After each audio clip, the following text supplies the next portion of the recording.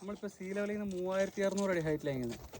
ഏഷ്യയിൽ ഏറ്റവും ശക്തി കാറ്റ് വീശുന്ന 3 സ്ഥലങ്ങളിലൊന്ന് രാമക്കൽമേട്. ഇപ്പോൾ ഓഫ് സീസൺ ആയതുകൊണ്ട് കാറ്റില്ലാതെ നമ്മൾ മേലെ വണ്ടി കിട്ടില്ലേ, അവിടം വരെയുള്ളൂ കേരളം. നമ്മൾ തമിഴ്നാടിൻ്റെ റിസർവ് ഫോറസ്റ്റ് ഇവിടെ ഇങ്ങോട്ട് വന്നത്. ഈ കാണുന്നതാണ് രാമക്കല്ല്. രാമക്കല്ല് സ്ഥിതി ചെയ്യുന്ന തമിഴ്നാട്ടിലും രാമക്കൽമേട് എന്ന് പറയുന്ന ടൗൺ സ്ഥിതി ചെയ്യുന്ന കേരളത്തിലുള്ളത്. ഈ കല്ലിന് രാമക്കല്ലെന്ന് പേര് വരാൻ കാരണം വനവാസ കാലത്ത് ശ്രീരാമൻ സീത അന്വേഷിച്ച് ഇവിടെ വന്നു എന്നും ഇവിടുന്ന് ധനുഷ്കോടിക്കും അവിടുന്ന് ലങ്കയിലേക്കും പോയെന്നാണ് ഐതിഹ്യം. ആ സമയം ഇവിടെ കടലായിരുന്നു എന്നും കടൽ ഉൾവലിഞ്ഞ് കരയായതാണ് തമിഴ്നാടെന്നാണ് പറയപ്പെടുന്നത്. ഇതൊരു സൂയിസൈഡ് പോയിന്റ്. ഇവിടുന്ന് ഒരു 16ഓളം പേര് ചാടി സൂയിസൈഡ് ചെയ്തിട്ടുണ്ട്. ലാസ്റ്റായിട്ട് ചാടി സൂയിസൈഡ് ചെയ്ത് +2 പഠിക്കുന്ന 2 കപ്പിൾസ് ആണ്. പരസ്പരം കയ്യിൽ ഷാള് കെട്ടി. ആ പാറയ്ക്ക് ഒരു ഗ്യാപ്പ് കാണുന്നുണ്ടോ? ആ ഒരു ഗ്യാപ്പിൽ നിന്നാണ് ചാടി അവർ സൂയിസൈഡ് ചെയ്തത്. നമ്മൾ ആ പാറയ്ക്കകത്ത് കയറിയുള്ളൊരു ഗുഹയാണ്, ഒരു കേവ. അതിനകത്തൊന്നും ചാടിയാണ് അവർ സൂയിസൈഡ് ചെയ്തത്. ഇടയ്ക്ക് സംസാരിച്ച് പറയാം.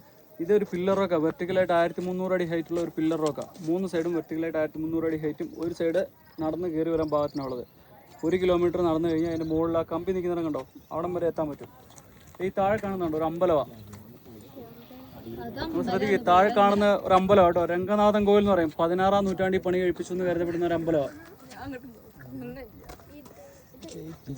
നിങ്ങൾ ശ്രദ്ധിക്കാത്തതുകൊണ്ടാണ് വീണ്ടും വീണ്ടും ഡൗട്ട് വരുന്നത്. ഞാൻ കുറേ പ്രശ്നം ചൂണ്ടിക്കാണിച്ചായിരുന്നു കേട്ടോ.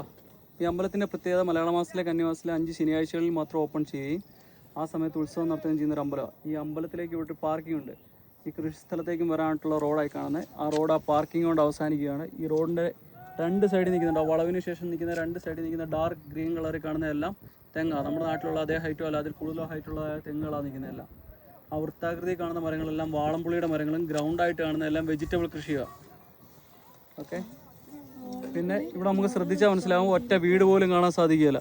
തമിഴരുടെ ഒരു പ്രത്യേകത, ഒരു കൂട്ടമായിട്ട് താമസിക്കാറുടെ കൃഷിസ്ഥലം തനിച്ചായിരിക്കും. അങ്ങനെ കൂട്ടമായിട്ട് താമസിക്കുന്ന ഒരു ടൗൺ അതുകൊണ്ട് ആ കാണുന്ന വേസ്റ്റ് ഇട്ടേക്കുന്ന പോലെ കാണുന്നുണ്ടോ, കോംബെ എന്ന് പറയും. ഓക്കെ, വലിയൊരു ടൗണാണ്. അതായത് ചെറിയൊരു മല കാണുന്നുണ്ടോ, അതിൻ്റെ തൊട്ടടുത്ത് കാണുന്ന ചെറിയ ടൗണാണ് പന്നേപ്പുറം. മ്യൂസീഷ്യൻ ഇളയരാജ ജനിച്ച് വളർന്ന അവിടെയാണ്. ഓക്കെ.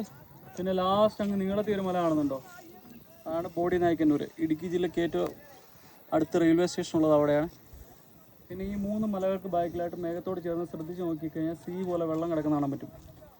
ആ 3 മലകൾ നിൽക്കുന്നുണ്ടോ, അതിൻ്റെ ലാസ്റ്റിലായിട്ട് ആ മേഘത്തോട് ചേർന്ന് നോക്കിയാൽ ശ്രദ്ധിച്ച് നോക്കിയാൽ കാണാം. അതാണ് വൈഗാ ഡാം. മുല്ലപ്പെരിയാറിൽ നിന്ന് വെള്ളം കനാൽ വഴി കൊണ്ടുപോയി സംഭരിക്കുന്ന ഒരു ഡാം. അത് ഈ ഒരു ഗ്രീൻ കളർ ലൈൻ പോയേക്കുന്നുണ്ടോ, അത് ആ കനാലിൻ്റെ 2 സൈഡിലുള്ള കൃഷിയാണ് കാണുന്നത്. ആ മലകൾക്ക് ബാക്കിലായിട്ട് ഗ്രീൻ കളറിലുള്ള ലൈൻ പോലെ പോയേക്കുന്നുണ്ടോ. പിന്നെ ദണ്ട് ആ കാണുന്നതാണ് ഖുറാൻ കുറത്തി സ്റ്റാച്ചു. അതിൻ്റെ ബാക്കിൽ മേഘത്തോട് ചേർന്ന് നിൽക്കുന്ന മല ഉണ്ടോ, ആ മേഘത്തിന് മുകളിൽ ഒരു മലയുടെ കുറച്ച് ഭാഗം കാണുന്നുണ്ടോ, അതാണ് തമിഴ്നാടിൻ്റെ ടൂറിസ്റ്റ് പ്ലേസ് ആയ മേഘമല. ഇതാണ് ഇവിടുത്തെ കാര്യങ്ങളെ.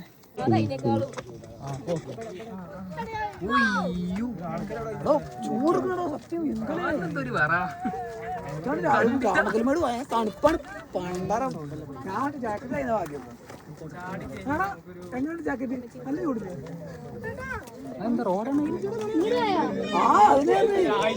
ഒരു വണ്ടി കണ്ടു ഞാന്, ഒരു ഈച്ച പോണ മാറിയതാ. ഞങ്ങൾ എടുത്തേ പറഞ്ഞതില് റെക്കോർഡ് വിടുട്ടോ.